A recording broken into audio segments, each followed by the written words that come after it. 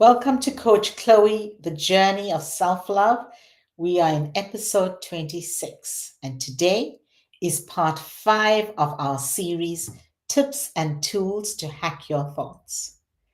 Today, we're going to be focusing on embracing your imperfections. Perfection is overrated, it's unrealistic, it's depressing, it's unhealthy. Perfectionism is exhausting. Keeping up with the Joneses is exhausting. Holding your breath forever and ever is exhausting. Behaving in a way to pull it off is exhausting. Whether it's how we look or act or do something or show off about something, if we're looking for doing all of this perfectly, the guarantee is that we will be disappointed. Sometimes we may hit that point of perfection in our eyes, but there's no guarantee. I like to say our imperfections are perfectly imperfect. There is nothing wrong with you. You are exactly who you are. There is no one in the world like you. Your mind, your heart, your skills, your gifts, talents, your smile, your features, your voice, your hands, the way you speak. Your imperfections are perfect. Remember, perfection is being a copycat. Perfection is not real. Imperfections are real. It's the truth, the whole truth. So get ready to hack your thoughts by embracing your imperfections. Stay right there. We'll be back in a few.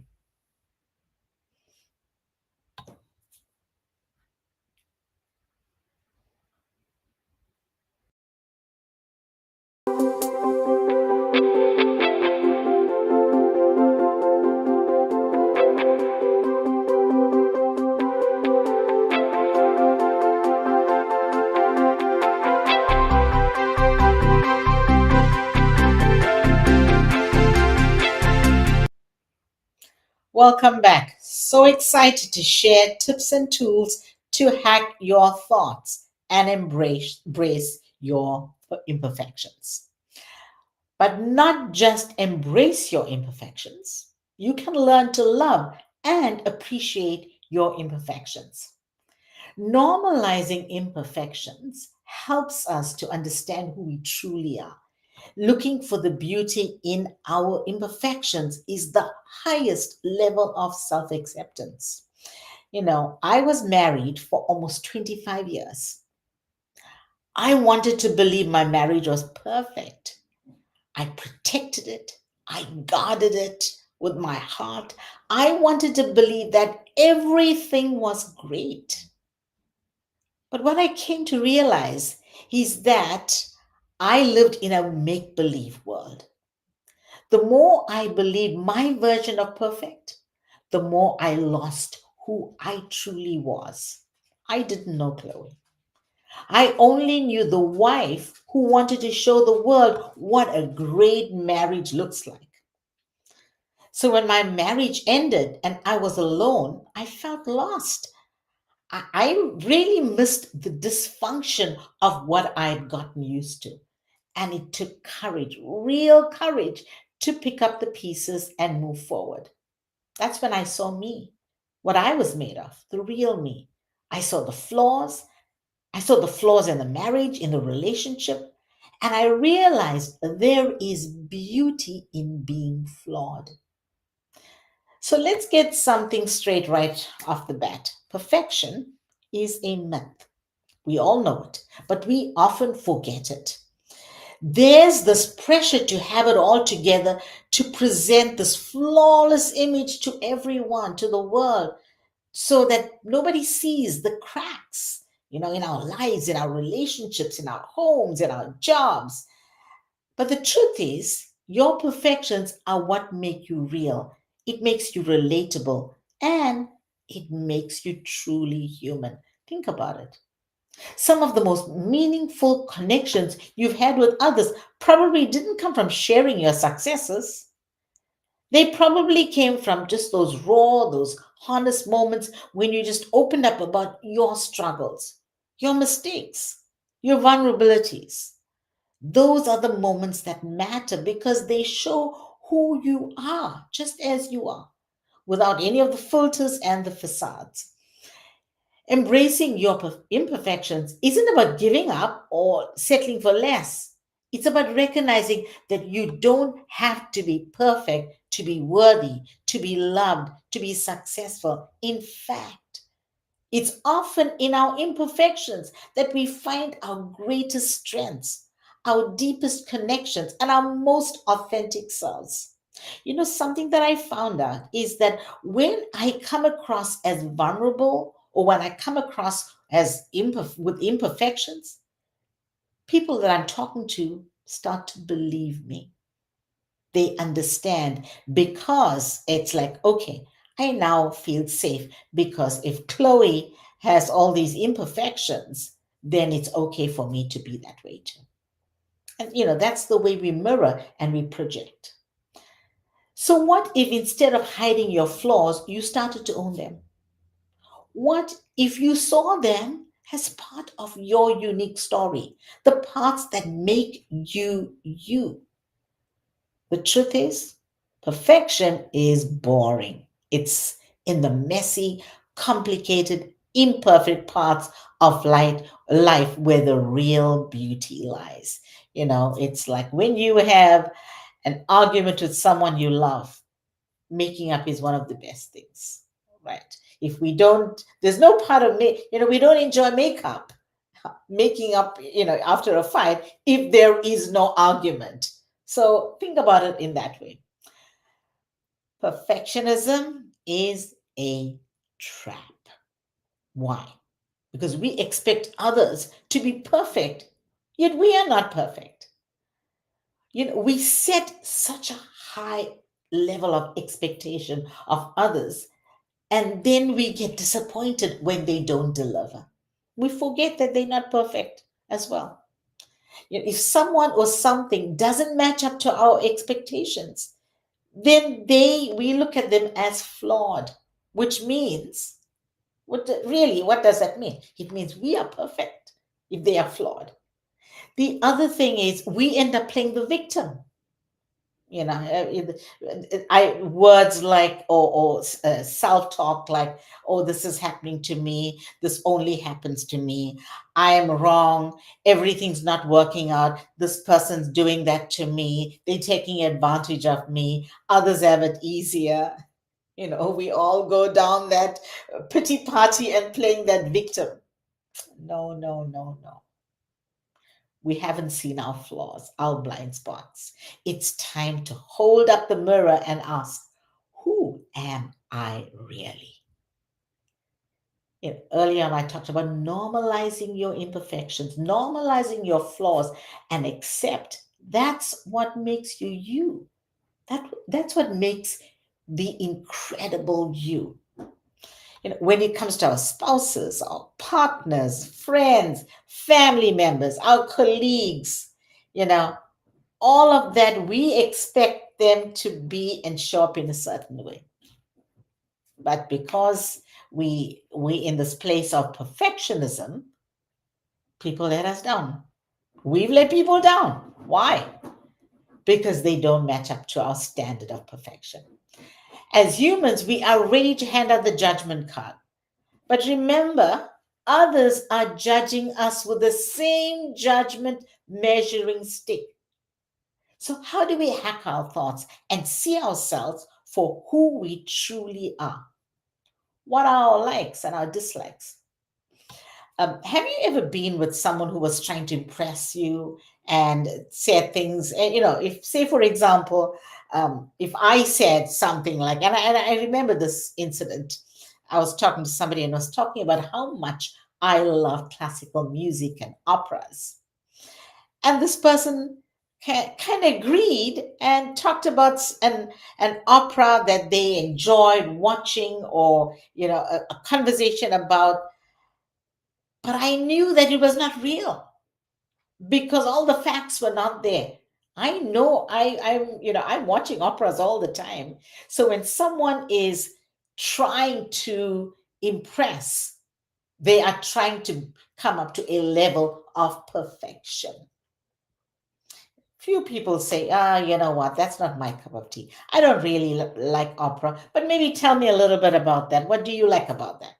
Yeah, that's kind of the real conversation we want to have instead of impressing others. It's also like me being in America. When I got here, I didn't understand some of the terminology and the lingo, the US lingo. And I'm here for over 20 years. I still may not understand some of the US lingo. But instead of pretending, I just ask outright, what is that? What does that word mean? I've never heard of that before. Because if I don't ask the question and say, I don't know, I'm pretending and I'm never going to learn. So perfectionism is a heavy weight that keeps us stuck in a place. It tells you that you can't move forward until everything is just right, until you perfected your skills, you figured out every detail, or you eliminated every possible flaw. But here's the thing, perfectionism is just fear in disguise. It's the fear of failing, the fear of being judged, the fear of not being enough. Recently, I had a conversation with a young somebody young, and he's setting off in life. He's been with his girlfriend for about 6 years, and so I said to him, I said, "So when are you guys getting married?" And he said, "Well, we're not right now." And then he went on to say, he said, "Well, I'm waiting to get my a perfect job." I said, "Well, what about the job that you have now?" I said, isn't it full time? Don't you earn well?" He said, "Yes, I'm earning well. It's a full time job, but I want to get the dream job before I get married." And so my question to him was, what if the dream job takes another 10 years? And he looked at me with eyes open because there are no guarantees. What is now, that's it, that's real. There is no, we keep waiting for perfection. When this happens, then that. When this happens, then I'll do that. When this happens, then I'll do that. You know, perfectionism doesn't protect you, it paralyzes you. It keeps you from taking risks, from trying new things, from making progress. It convinces you that if you're not perfect, you shouldn't even bother. But that's a lie. To grow as a person, we need to be unafraid and step into awkward, uncomfortable situations. Why? Because that's where we learn. When we're uncomfortable, awkward, that's when we grow. That's when we find out who we truly are. That's when we are able to embrace our imperfections. Courage is the way to hack your thoughts, one step at a time. No need to take a giant leap. That won't get you to your destination. Not going to get us there. It's one step at a time. I clearly remember someone sharing this with me, and I will never forget it. And he said, big doors swing on small hinges, one step at a time. It's the small little tweaks that get you to what you need to do. When I got divorced, I was alone and afraid. I knew I needed to do something. I knew I needed to shift my mindset. So I tried things on the way. For example, I love golf. I play golf every weekend. But I went out and I began to play golf on my own. It took a lot of courage because when I get on the golf course, I'm usually one woman with three other men playing. That's uncomfortable. When I first started, it was uncomfortable. These are strangers. I know they're going to be judging me because my golf game wasn't right, up to par. But then as I began to play and I got used to it, I realized, hey, everybody's, you know, hitting bad shots. I'm not the only one. And so then I started getting comfortable. But I had to take a step of faith. I had to have courage. to do that. Then learning how to eat dinner alone, going to a restaurant and just sitting on my own, being being comfortable, trying to get comfortable with being uncomfortable, going to the movies alone, sitting in church alone, all those things that I had to do.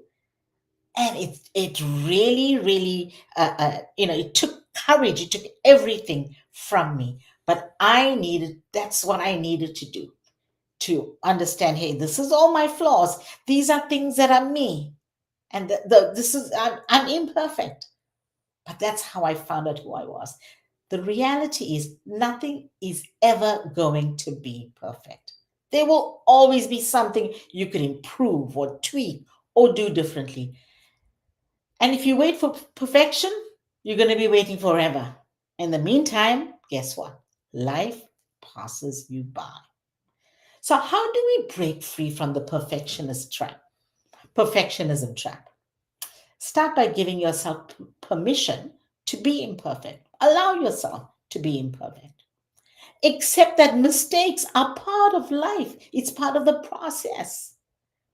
Mistakes are not a reflection of your worth. Your self worth is not embedded in your mistakes, it's part of life. There are no guarantees. There is no, when you become a parent, there is no playbook on how to parent your child. You learn along the way. That's life. Understand that growth comes from taking action, not sitting on the sidelines waiting for the perfect moment. The next time you find yourself stuck in the perfectionism loop, ask yourself, what's the worst thing that could happen if I just go for it? Chances are the worst case scenario isn't as bad as you think. And even if it doesn't go perfectly, you'll learn, you'll grow, and you'll be better for it. We often are our harshest critics, holding ourselves to standards we never impose on others.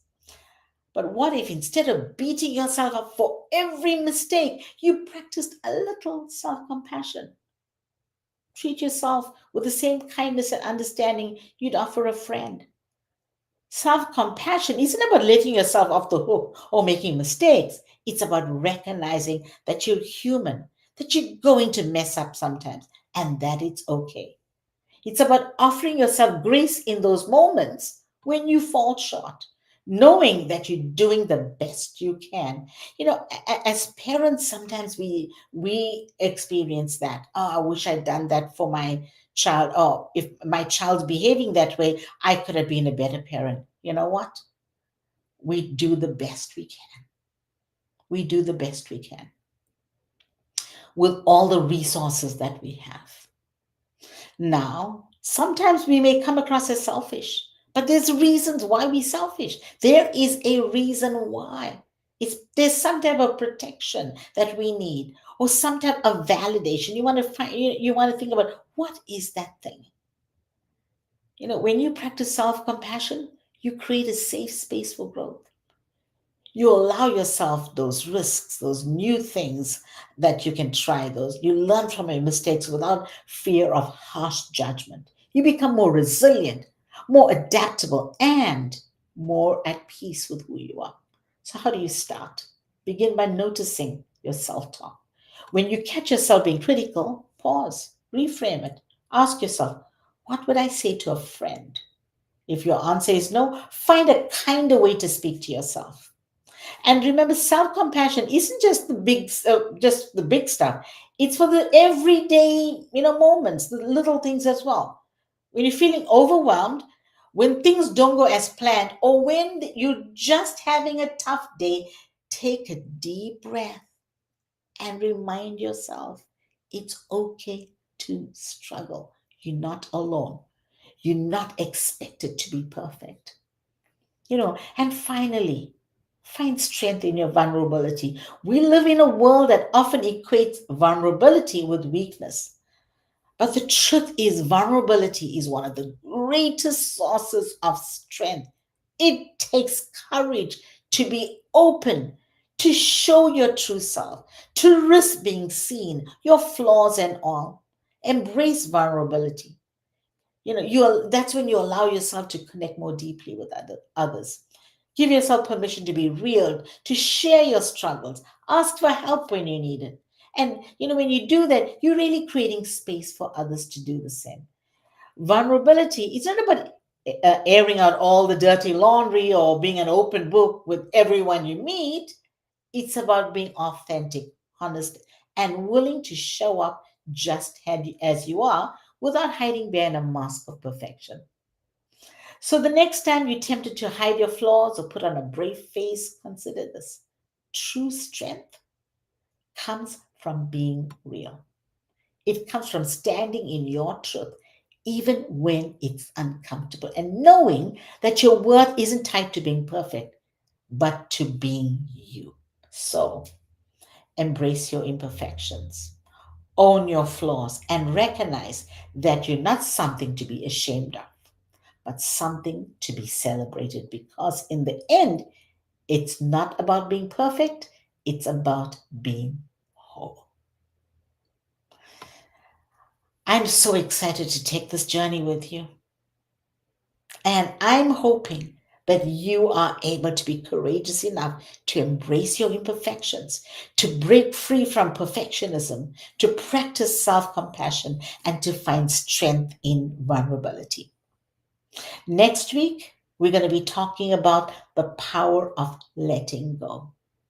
Please go ahead and click like or drop in the chat your thoughts. Share your thoughts with us. Share your thoughts with the world. Let's share and go on this journey together. It's my honor to walk alongside you, to share these thoughts, to explore what it means to truly love ourselves. My hope is that you will leave with a renewed sense of self worth, self compassion, and self love. Remember, this is your journey. You get to decide how it unfolds. Trust yourself. Be patient with yourself. And most importantly, love yourself every step on your journey of self love. Who you are becoming is greater than who you were yesterday. Until next time, take care.